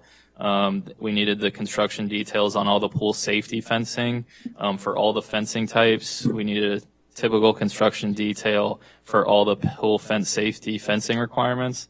And that's because pool barriers, fencing that's used for a pool barrier requires more stringent, obviously it needs to be built to certain standards that regular fences may not need. We needed to see the locations of the gates on the plan. And we needed to have lock and panic hardware on any glass fencing or doors. And we needed the safety glazing information and specifications for that. We also needed to know where the pool equipment was located within a structure outside on the deck, because the pool equipment needs to meet the area requirements with like an enclosure or fencing of its own. All right, thank you, Mr. Mecco. Mr. Trask, any follow-up from Mr. Mecco before I call for the respondent? No, thank you. All right. Is there anyone here on behalf of the Colwood Condo Association, Inc.? Hello, how are you doing today? Hi, I'm Aaron Littman. I'm a resident manager. All right, and Aaron, how do you spell your first and last name? AARONLITTMAN. All right, and you said you're here on behalf of the association, you're resident manager? Yes. So you live there and you also manage the property? Yes. All right. Okay. Mr. Littman, I'm going to give you an opportunity in a few minutes to tell me anything you want to tell me about the violation. You heard Mr. Mecca's testimony. Do you have any questions for him? And you don't need to ask any questions if you don't want to, but this is your opportunity to ask him questions if you do. The only question I have, I spoke with him in June. I've been trying to get with the contractors that worked on it originally. A couple of them are out of business. I've had issues getting a hold of anybody. I'd like to just maybe set up a meeting with him and the building official to see exactly what I need to do moving forward. That sounds fair. In fact, what I would recommend you do is just sit here, sit tight for a little while. The other matters on the agenda are not going to take as long as these first matters. I don't know what Mr. Mecco's schedule looks like the rest of the day, but I would encourage you at least to hang out until the end of the hearing, and he may have a few minutes to talk to you guys and get something scheduled. So, all right.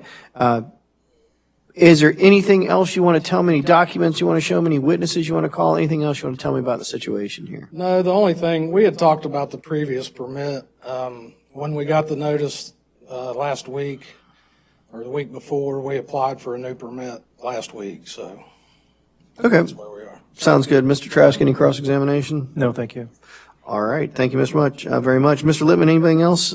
Anything else that I tell me? All right. Nope. You want to tell me anything, ma'am? Sorry, my name's Meredith Lippman. I'm also on site. We're married. Okay.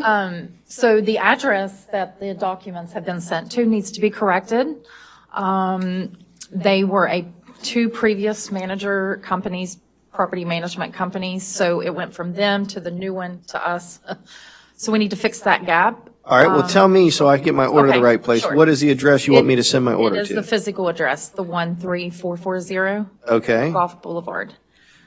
So the only thing we never got any certified mail. We only got the posting that is in the picture. I don't And remember that's what why number. we do it, or By that's the why the mailbox. city does it. That's all we got.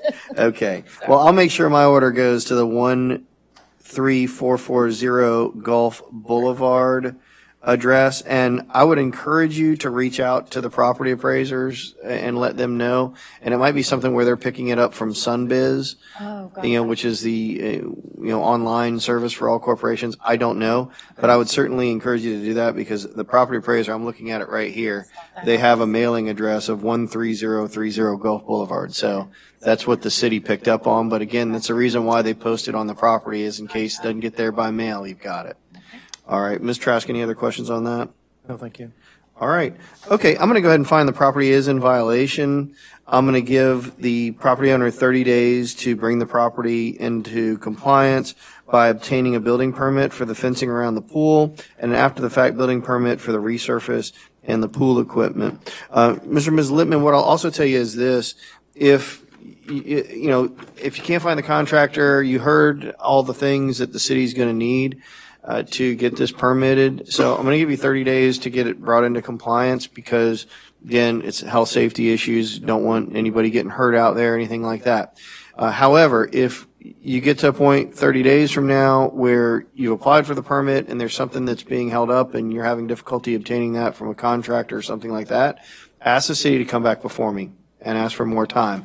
In fact, there's several cases I'm getting ready to talk about right now where the owners are coming back in and asking for more time. So if you do that, the fine won't start running. If you don't ask for more time, then the fine's going to start 30 days from now. It's going to be $250 a day. Okay? Okay. All right. Ms. Trask, anything else on this one? No. All right. That'll go ahead and conclude the hearing on this one. All right. I think we're ready to go into old business. Is that correct? That's correct. All right. The first property or first matter that we have is case number 2026.006, property located at 14016 North Bayshore Drive. This is affidavit of compliance, and it looks like also request for additional time. Is property owner here on this one? All right, come on forward.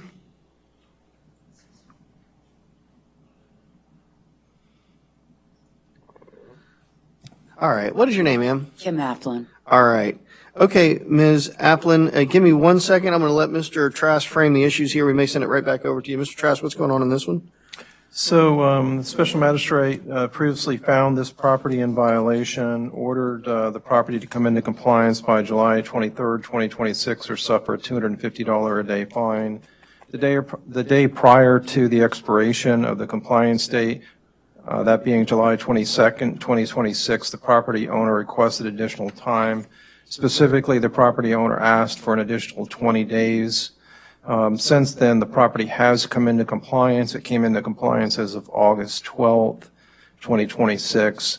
The city has no objection to granting that 20-day extension, and that would pick up the compliance date, so there would be no fine. Okay. All right, Ms. Applin, what the city is telling me is that they want me to issue an order saying you're in compliance and there's no fine. Are you okay with that? I'm great with that. All right. Thank you very much. And, ma'am, I'll send the order to 14016 North Bayshore Drive. Will it get to you there?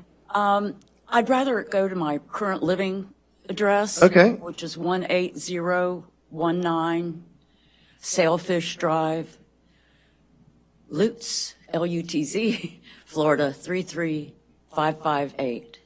All right, ma'am, no problem. I'll send that order over to you. And like I said, it'll be an order of compliance and saying there's no fine. So thank you for coming in today, and thank you for your patience today. All right, the next case I have is CE 25-129 for the property located at 15398 2nd Street East. Is anyone here on behalf of the owner or respondent? Going once, going twice. Okay. All right, Mr. Trask, what's going on this one? So we had previously brought before you an affidavit of compliance. The affidavit of compliance was incorrect. It was actually in compliance much sooner than what we had previously provided to the special magistrate. So we want to make note of that. The property actually came into compliance on April 23rd, 2026, instead of this June 12th, 2026 that we had. So this is a benefit, obviously, to the property owner finding it in compliance much sooner. That would place the property in violation for 149 days. The total fine would then be $37,250. So we're basically asking for you to accept the amended affidavit of compliance, finding it in compliance as of April 23rd, and enter an order finding that it was in violation for 149 days at a total fine value of $37,250. All right. Last call. Anybody here on behalf of the Ocean Enterprise LLC for this property? All right. And I don't see my original order. Was it $250 a day? Is that what I did? It was $250 a day. Okay. So is this an amended order of compliance that I'm? Yes. Okay. Yes. So I'm going to issue an amended order of compliance, setting forth the compliance date of April 23rd, 2026. That results in a fine for 149 days at $250 a day for a total of $37,250. Correct. All right. I will enter that order. All right. Thank you. Okay. The next one is 6C for the property located, for case number CE 25-127 for the property located at 14503 North Bayshore Drive. Is the property owner respondent here on this one? All right, come on forward, sir. All right, what is your name? Stephen Wheeler. All right. And is it S-T-E-V-E-N? Yes. And Wheeler? W-H-E-E-L-E-R. All right. And I see this is an LLC, sir. What's your relationship to the LLC that is the respondent in this? The managing partner of the owner of the LLC. All right. Mr. Trask, what's going on this one? So this matter has been previously before you found in violation. The original order was in November 17, 2026. It ordered a compliance date. And I think the compliance date was November 26, 2025. The property was previously found in compliance as of June 12, 2026 by way of an affidavit of compliance. We're asking for an amended affidavit of compliance to be received reflecting that it was in compliance much sooner than June 12th. It was actually in compliance on May 14th, 2026. So that would place the property in violation for 170 days at $100 a day for a total fine of $17,000. All right. All right, Mr. Wheeler, you heard what the city's asking for. They're actually telling me that they want me to file an amended order of compliance, making an earlier date, and it's actually going to reduce the fine from probably whatever it was before down to $17,000. You have any objection, any argument you want to make on this one? The only thing I would say is just I was respectfully going to request a reduction of that. I mean, I'll spare the long sob story, but I bought this as an investment, which took about 90% of my retirement. that took about 35 years to save, and I was at the mercy. Well, I bought it on September 3rd. 3 weeks in 24, 3 weeks later, it was flooded. So I've never received a penny from the property. I was referred to a contractor by the realtor who sold me the property. Contractor wasn't a contractor. I come to find out a year later he had worked for a contractor and had his own sub-business. So I had thought that he had filed for everything all along the way. It took a year to find out later that he didn't. So I was pretty much at his mercy. Worked with him to then try to file after the fact permit and go through the process. That was a complete waste of many months of time. So I've hired another 6 months ago, I hired an actual contractor to go through the process and try to expedite it and, come in compliance of the city.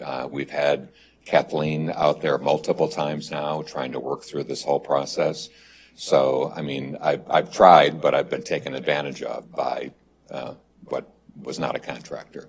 So I'm just respectfully requesting that maybe the city consider a reduction of what is a very large fine. All right, and let me just ask Mr. Trask a procedural question. I think procedurally, I enter my order, and then he would come back before in a separate hearing and ask for a fine reduction. Is that correct? Right, it's not properly noticed for today. We're not prepared to address that. We don't have any of our case file or witnesses available to discuss that particular request. Yeah, and it's a procedural issue. So in other words, the answer is absolutely. I'll consider it as early as the city can get it properly noticed.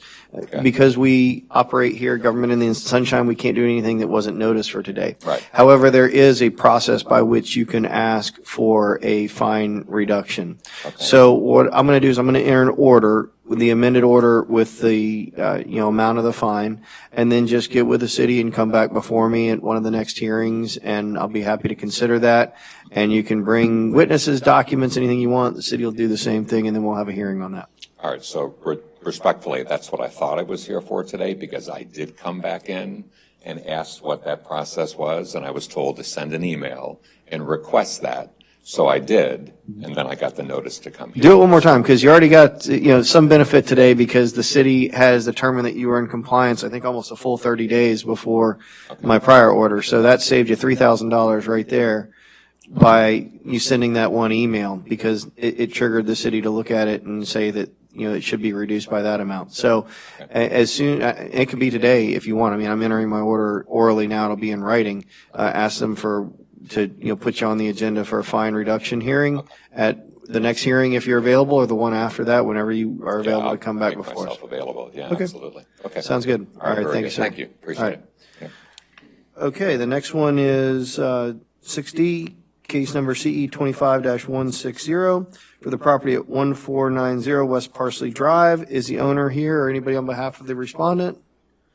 All right. Go ahead, Mr. Trask. So Special Magistrate found previously in the findings of fact, conclusion of law, imposing a fine that the property was in violation, ordered a compliance date of April the 25th, 2026. Subsequent to that, you extended the compliance to July 23rd, 2026.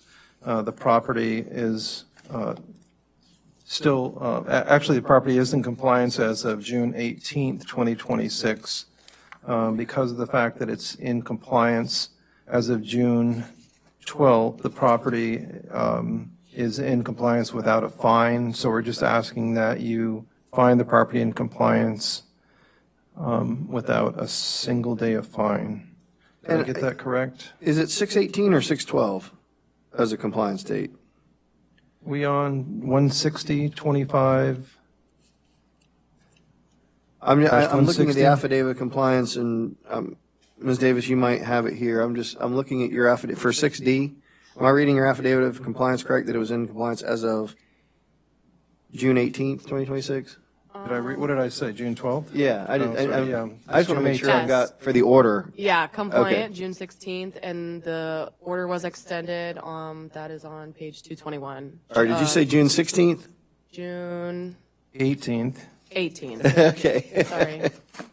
I just want to make sure my order of compliance has the correct date. So I'm going to use what's in your affidavit of compliance, June 18th? Yes. Okay. And then I heard what you said, Ms. Trask. That was before the extended deadline of July 23rd. So I'll enter an order of compliance, and there won't be any fine on that one. All right, let's move on to item 6E for the case number 25-161 for the property located at 231 East Madeira Avenue. Go ahead, Mr. Trask. So the special magistrate found this property in violation of failing to have a building permit, ordered the property to come into compliance by July 22nd or suffer a $250 a day fine. The property did come into compliance on July 22nd, therefore there is no fine. We're just asking that you accept the affidavit of compliance. All right, and I forgot to ask, is there anybody here on behalf of the respondent on this property? Dallas Nash, Raina Curtis? All right, seeing none, I'll go ahead and find that the property is in compliance as of July 22nd, 2026, therefore no fine. All right, let's move on to 6F, which is case number 26-26 for the property located at 13123 4th Street East. Go ahead, Mr. Trask. So again, the special magistrate found this property in violation, ordered the property to come into compliance by July 22nd or suffer a $250 a day fine for failing to have a building permit. The property came into compliance on July the 1st, 2026. Therefore, there is no fine. We're asking that you accept the affidavit of compliance. All right, is there anybody here on behalf of the owner? It's Billick Investment Group, LLC. Okay. I will find the property came into compliance as of July 1st, 2026. Is that correct, Mr. Trask? I'm sorry, let me go back. I had hopped to the next one. So it came into compliance as of July 1st. Okay. The compliance date was July 22nd. Gotcha, and therefore no fine. Okay. Right. All right, let's move on to agenda item G, case number 26-27 for the property located at 13313 2nd Street East. So the special magistrate previously found this property in violation for doing work without a permit, ordered the property to come into compliance by May 6th or suffer a $250 a day fine. We're submitting an affidavit of compliance. The property is in compliance as of August the 7th. There is a fine associated with this, $93 days, a fine at $250 a day. The total fine is $23,250. Ask that you enter an order to that effect. All right, is anyone here on behalf of the property owner at 13313 2nd Street East, Red River Property Group, LLC? Okay, seeing none, I'll go ahead and accept the city's affidavit of compliance. Property was in compliance as of August 7th, 2026. Therefore, there were 93 days in which the property was not in compliance. Based upon my prior order, I'll determine that there is a fine in effect for $23,250. All right, let's move on to case number 6H. This is case number 26-22 for the property at 500 Normandy Road. Is there anyone here on behalf of the property owner for this one? Or anybody here on behalf of FLA Beach Blessings, Advanta IRA Services, LLC? All right, go ahead, Mr. Trask. What's going on this one? So you had found that this property in violation of failing to have a building permit, 8652, ordered the property to come into compliance by August the 5th or suffer a $250 a day fine. The property owner has requested 30 additional days, and the city has no objection for that 30 additional days from today's date and not the prior order. So 30 days from today? Yes. Okay. I will go ahead and enter an order extending the compliance deadline for 30 days from today's date, which is August 24th, 2026. All right, let's move on to the next one. This is 6I. This is for the property located at, for the case number 25-157 property located at 13414 Gulf Boulevard. Is there anyone here on behalf of the owners or the owners here? Paul Tredor or Catherine Tredor? All right, go ahead, Mr. Trask. So you had found this property in violation of doing work without a building permit, ordered the property to come into compliance. Then you subsequently entered an order extending the compliance deadline. Did I get that right? Yeah, hang on a second. Yeah. Extended the compliance deadline to July 22nd. The property owner is asking for additional time. This specifically is asking for 60 days, and the city has no objection to a 60 additional days from today's date.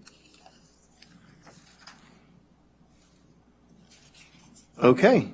I will go ahead and enter an order extending the compliance deadline for 60 days from today, which is August 24th, 2026. All right, let's move on to item 6J,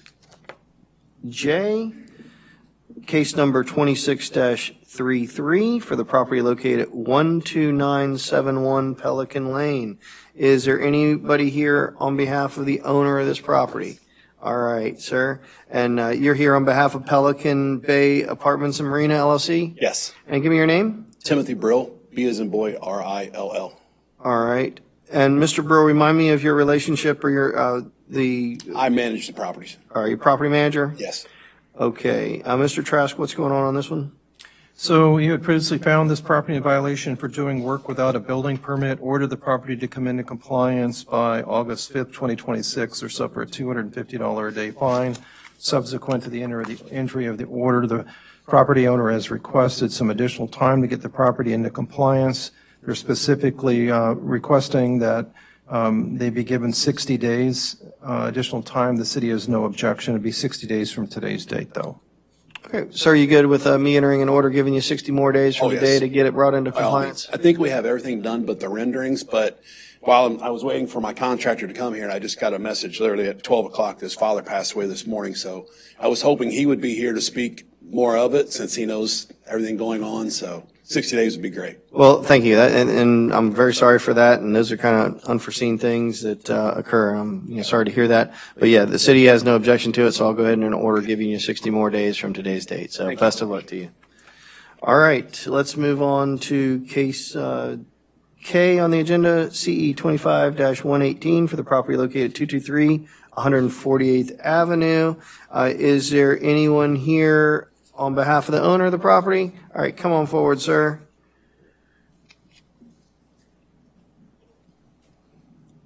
Are you Mr. Alchin? Yes, sir. All right.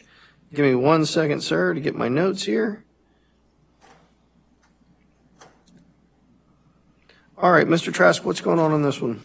So you had previously found the property in violation for not having a building permit for work that was done. Ordered the property to come into compliance by August the 5th. Or suffer a $250 a day fine. The property owner has requested an additional 60 days to come into compliance. The city has no objection to that. It'd be 60 days from today's date. All right, Mr. Alchin, the city has agreed to your request to go ahead and give you another 60 days from today's date to bring the property into compliance. Okay. Thank you, So sir. I'll go ahead and enter an order. Yes. I'm sorry you had to wait till the very end. I'm learning a lot. Appreciate what you guys do, and we are in touch with Connor. Okay. Excellent, very good. So I'll get that order out in the mail to you, sir. Okay, thanks a lot. All right, thank you. Okay, let's now call the next case, which is 6L, case number 25-162 for the property at 15403 Gulf Boulevard. Anybody here on behalf of the respondents? Tori Elvier or Olben Elvier?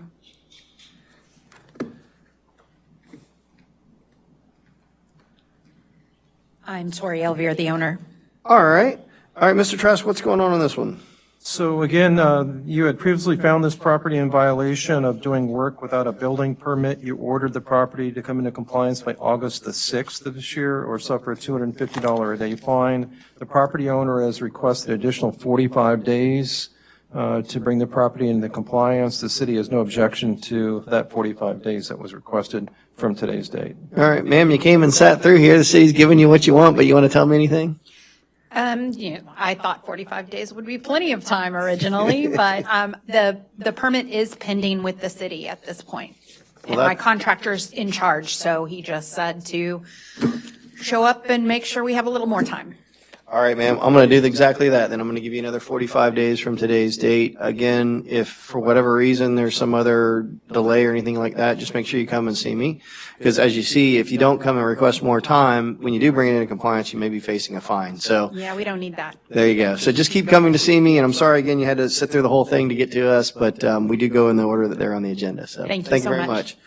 Okay, the next one is 6M. As in man, that's case number CE 25-163, the property located at 14076 North Bayshore Drive. Anyone here on behalf of Anna Harper, or Anna Harper, are you here? All right, come on forward. All right, sir, what is your name? Anthony Harper. All right.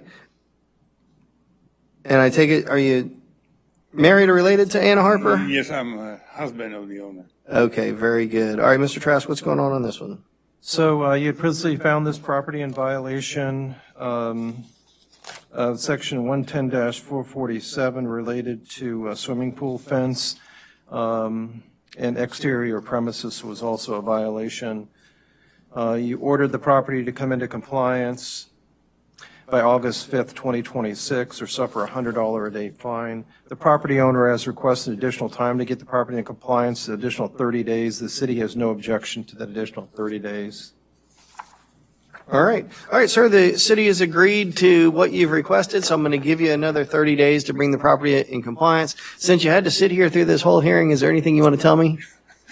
Thank you. Okay. Thank you, sir, for your patience today. I really appreciate it. I'll get an order out in the mail. Again, if you get up against that 30-day deadline and for whatever reason you still need a little bit more time, just make sure you're communicating with the city as you've been doing, okay? Thank you, sir. All right, have a great day. All right, the next one is 6N as in Nancy, CE 25-182, 13105 Boca Ciega Avenue. City ready to proceed? Yes, again, this is a property that, I don't have the order here. I thought I had it, but yeah. I think it's 6N. I have the order. This is Christopher Nagaj. Yeah. And I have the order, let's see, I signed it on July 6th. Okay. Shall correct the above stated violation on before July 22nd, 2026. So the property owner has requested 60 additional days to come into compliance, and the city has no objection. All right. I don't think anybody else is sitting out there, but is there anyone who wants to come forward and provide any information on behalf of the respondent, Christopher Nagaj, or the property located at 1305 Boca Ciega Avenue? Okay, seeing none, I'll go ahead and grant the request for an additional extension of time to 60 days from August 24th, 2026.